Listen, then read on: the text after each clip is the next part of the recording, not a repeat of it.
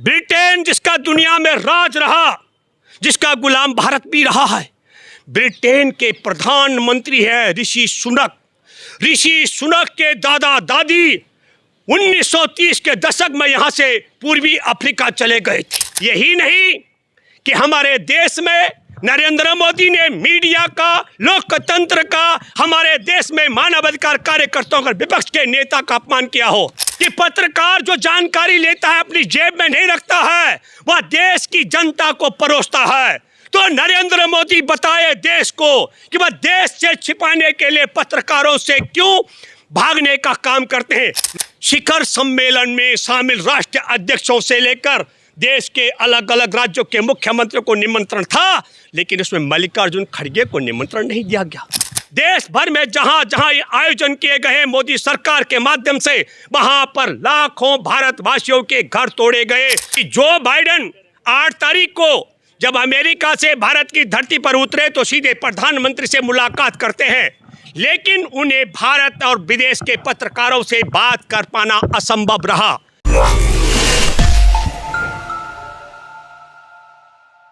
दोस्तों नमस्कार, मैं हूं भूपेंद्र रावत और अब मैं आपके साथ बात करूंगा। आप सबको जानकारी है कि हमारे देश में G20 का 18वां शिखर सम्मेलन का समापन हुआ और 18वें शिखर सम्मेलन में शामिल होने के लिए दुनिया के सबसे ताकतवर देश अमेरिका के राष्ट्रपति जो बाइडेन 8 तारीख को उनकी और नरेंद्र मोदी जी की द्विपक्षीय मुलाकात हुई। उस मुलाकात के बाद अमेरिका से लेकर दुनिया भर के पत्रकार और भारत के पत्रकार इस इंतजार में थे कि वह हमारे देश के प्रधानमंत्री और दुनिया के सबसे ताकतवर देश के राष्ट्रपति जो बाइडेन के बीच में क्या क्या तय हुआ, ये जानकारी लेने के लिए उत्सुक थे। और दुनिया भी जानना चाहती थी कि इन दो देशों के राष्ट्राध्यक्षों के बीच में क्या संवाद हुआ। आप जान करके हैरान होंगे कि जो बाइडेन 8 तारीख को जब अमेरिका से भारत की धरती पर उतरे तो सीधे प्रधानमंत्री से मुलाकात करते हैं, लेकिन उन्हें भारत और विदेश के पत्रकारों से बात कर पाना असंभव रहा। आप हैरान होंगे जान करके कि जो बाइडेन को भारत में क्या बात हुई, ये इसका खुलासा करने के लिए वियतनाम की धरती पर जब पहुंचे तब वहां पर जाकर पत्रकारों को बता पाए कि हमारी और नरेंद्र मोदी की द्विपक्षीय वार्ता क्या हुई। और द्विपक्षीय वार्ता में क्या कहा वियतनाम में पत्रकारों को? उन्होंने कहा कि हमने भारत में मानव अधिकार कार्यकर्ताओं के विषय में, मानव अधिकारों के विषय में सवाल किया, हमने पत्रकारिता के स्वतंत्रता के विषय में सवाल किया और हमने लोकतंत्र के विषय में सवाल किया। ये 3 महत्वपूर्ण बातें जो बाइडेन ने बताई। किसको? वहां पर पत्रकारों को। अब आप कल्पना कीजिए कि जो बाइडेन ने जो सवाल खड़े किए नरेंद्र मोदी के, नरेंद्र मोदी ने खारिज कर दिया उसी समय दुनिया के सबसे ताकतवर देश के राष्ट्रपति की पत्रकारों की स्वतंत्रता की बात को। पूरे अमेरिका के जो आला अधिकारी थे वो चाहते थे कि बाइडेन पत्रकारों से बात करे, लेकिन नरेंद्र मोदी ने इजाजत नहीं दी। दूसरी बात, मैं एक मानवाधिकार कार्यकर्ताओं की बात करना चाहता हूं। मैं वो जिक्र नहीं करूंगा जो जेलों में बंद हैं या जिनको जेलों में जिनकी जान चली गई है। मैं इसी शिखर सम्मेलन की तैयारी से पहले 18, 19 और 20 अगस्त की बात करूंगा। 3 दिन का हमारा अधिवेशन था सुरजीत भवन दिल्ली में। और क्या था, पूरे देश भर के साथी कार्यकर्ता, मानवाधिकार कार्यकर्ता, ये कि G20 के अधिवेशन के शिखर अधिवेशन से पहले देश भर में जहां जहां ये आयोजन किए गए मोदी सरकार के माध्यम से, वहां पर लाखों भारतवासियों के घर तोड़े गए। उनके इंसाफ की तरीक बात कैसे हो सकती है? जो हमारे देश में करोड़ों बेरोजगार हैं, हमारे देश में जिस प्रकार का नुकसान हमारे देश में जलवायु परिवर्तन के नाम पर जो दंड हमारे देश के किसानों को भुगतना पड़ रहा है, 10 साल की आयु में उनके ट्रैक्टरों को छीना जा रहा है। हमारे देश में जो व्यावसायिक गाड़ियां चलाने वाले हैं उनकी गाड़ियों को छीना जा रहा है और जो निजी गाड़ियों का उपयोग जैसे तैसे कर पा रहे हैं, ये जो पूरा नुकसान हो रहा है, बेरोजगारी की जो बहुत बड़ी कतार है, किसानों को जो नुकसान है, सौंदर्यकरण के नाम पर जो लोगों के घर उजाड़े गए, और G20 के शिखर सम्मेलन में शामिल होने वाले देशों से हम भारत के बेरोजगार किसान, महिला, मछुआरे, आदिवासियों के संदर्भ में एक सर्वसम्मत प्रस्ताव पास करके तैयार करने की तैयारी सुरजीत भवन के अंदर कर रहे थे। आप जान करके हैरान होंगे कि मोदी सरकार की पुलिस ने 19 अगस्त को हमारे उस सम्मेलन में व्यवधान डाला, पुलिस बल भेज करके मानवाधिकार कार्यकर्ताओं को रोक दिया। देश में बेघर किए गए लाखों लोगों की आवाज को उठाने की तैयारी, देश में लाखों लोगों के, किसानों का मामला, ट्रैक्टरों का मामला, तमाम मामलों को उठाने से रोका गया।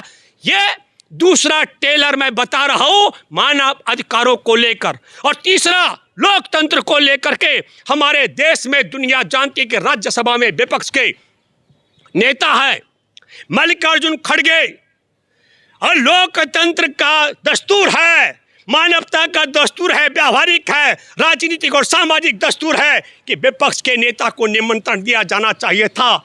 शिखर सम्मेलन में शामिल राष्ट्रीय अध्यक्षों से लेकर देश के अलग अलग राज्यों के मुख्यमंत्रियों को निमंत्रण था, लेकिन उसमें मल्लिकार्जुन खड़गे को निमंत्रण नहीं दिया गया।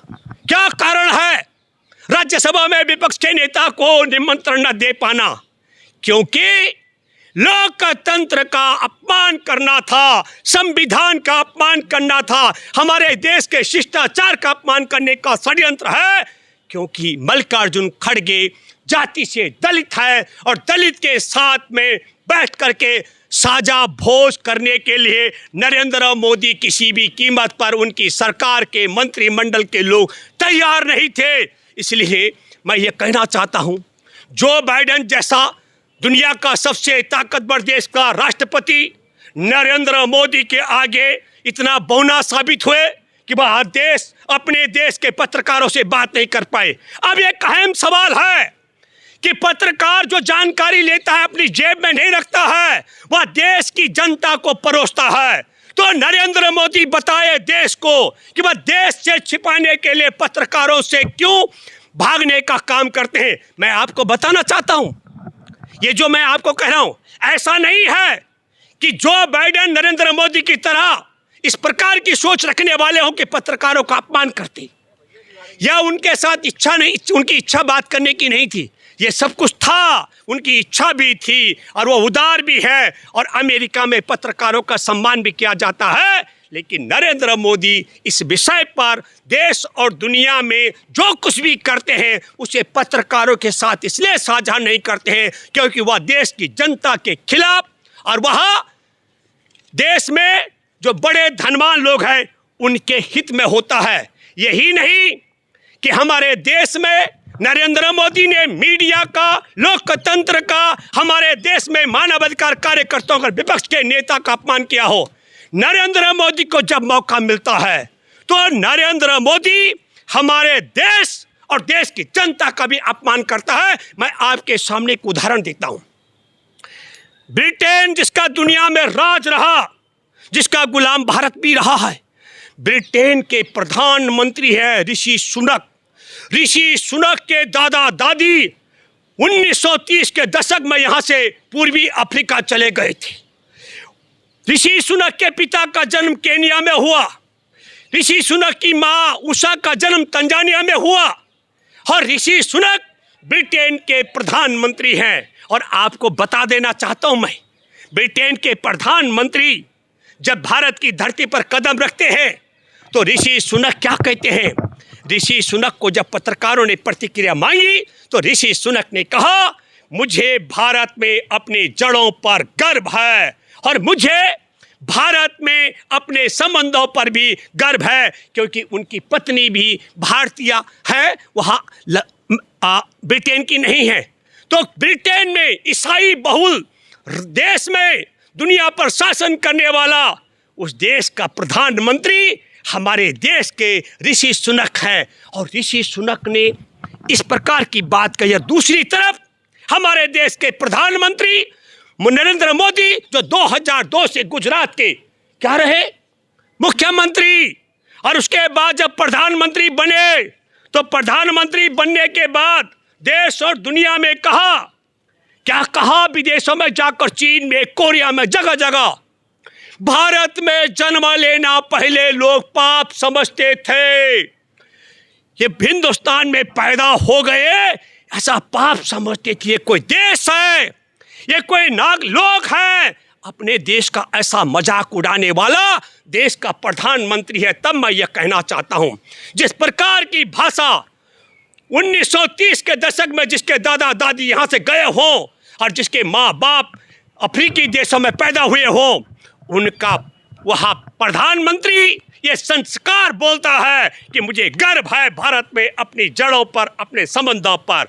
और भारत में जन्म लेना पाप माना जाता था।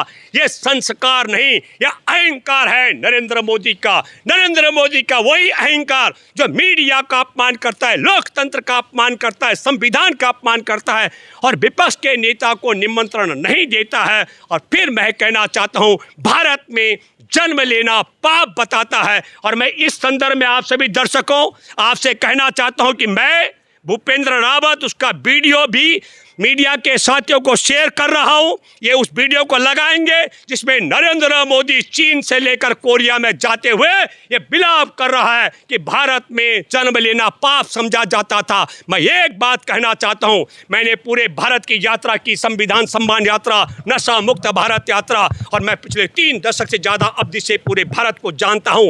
एकमात्र गद्दार है जिसने देश और दुनिया में भारत में जन्म लेना पाप बताया है, और इसके अलावा किसी ने नहीं बताया। उस गद्दार ने सार्वजनिक रूप में जो बात कही है, मैं उसका नाम लेना उचित नहीं समझूंगा, लेकिन आप सब लोगों को उसको सबक सिखाना चाहिए जिसने भारत में जन्म लेना पाप बताया है। धन्यवाद। जय हिंद, जय जवान, जय किसान, जय संविधान।